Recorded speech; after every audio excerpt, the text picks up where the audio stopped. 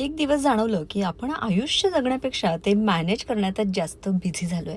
म्हणजे घर, कामं, मुलं, जबाबदाऱ्या, उद्याचं प्लॅनिंग आणि इतकं सगळं रुटीन झालंय ना, की कधी-कधी थांबून विचारायलाही वेळ मिळत नाही. आपण शेवटचं निवांत कधी जगलो होतो? आणि म्हणूनच यावेळी कुठलीच मोठी प्लॅनिंग केलेली नव्हती. बस सगळ्यांनी वेळ काढला आणि आम्ही निघालो. साताऱ्याला पोहोचलो आणि पहिल्याच क्षणी जाणवलं, की इथे काहीच घाई नाहीये.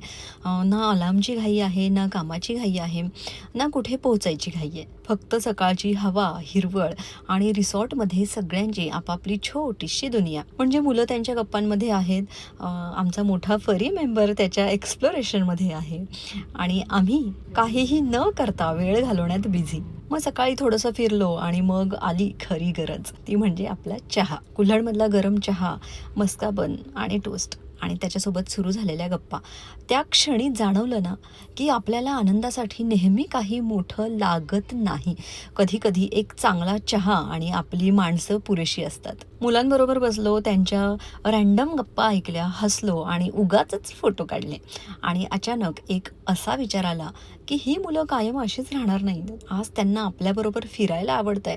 उद्या त्यांची स्वतःची एक वेगळीच दुनिया असणार आहे आणि म्हणूनच आजचे हे छोटे मोमेंट्स हेच खरं तर आपण जपून ठेवायला हवेत. दिवसभर काही एक्स्ट्रा ऑर्डिनरी केलं नाही. थोडंसं पूल साईड, थोडंसं फिरणं, मँगो ट्रीज खाली फोटोज आणि अर्थातच थांबा एक फोटो काढूया. पण कदाचित लाईफ सुंदर होण्यासाठी एक्स्ट्रा ऑर्डिनरी मोमेंट्सची सुद्धा गरज नसते. ऑर्डिनरी मोमेंट्स मनापासून जगले की तेच स्पेशल होतात. संध्याकाळ झाली, सनसेट बघितला, गाणी लागली, केराओके सुरू झालं आणि मग कुणी गायलं, कुणी नाचलं आणि कुणी फक्त सहन केलं. पण सगळे एकत्र होतो आणि खरं सांगायचं तर ना, हेच तर वॅकेशन आहे, हो की नाही? फॅमिलीची एकच प्रायोरिटी असते. आईस्क्रीम, थोडंसं खाणं, थोडंसं फिरणं, थोडेसे फोटोज आणि मग पुन्हा तोच विचार, की आपण किती वेळा म्हणतो, नंतर करू, नंतर भेटू, नंतर वेळ काढू. पण तो नंतर नेमका कधी येईल हे कोणालाच माहिती नसतं. काही क्षण असे असतात ना, की जिथे काही बोलावंसंच वाटत नाही, फक्त बघत राहावंसं वाटतं.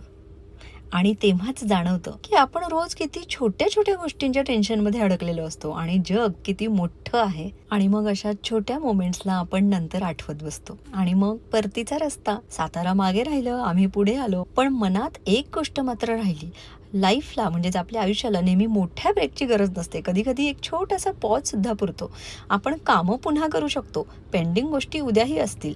प्लॅनिंग पुन्हा करता येईल. पण मुलांचं हे आजचं वय, आपल्या माणसांसोबतचा हा आजचा वेळ, तो परत येणार नाहीये.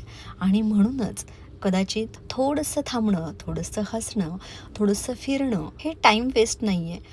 हेच तर लाईफ आहे. कामं काय पुन्हा होतीलच, पण वेळ मात्र परत येणार नाहीये. So when was your last pause? तुम्ही शेवटचं कधी फक्त जगण्यासाठी थांबलात? मला कॉमेंट करून सांगा.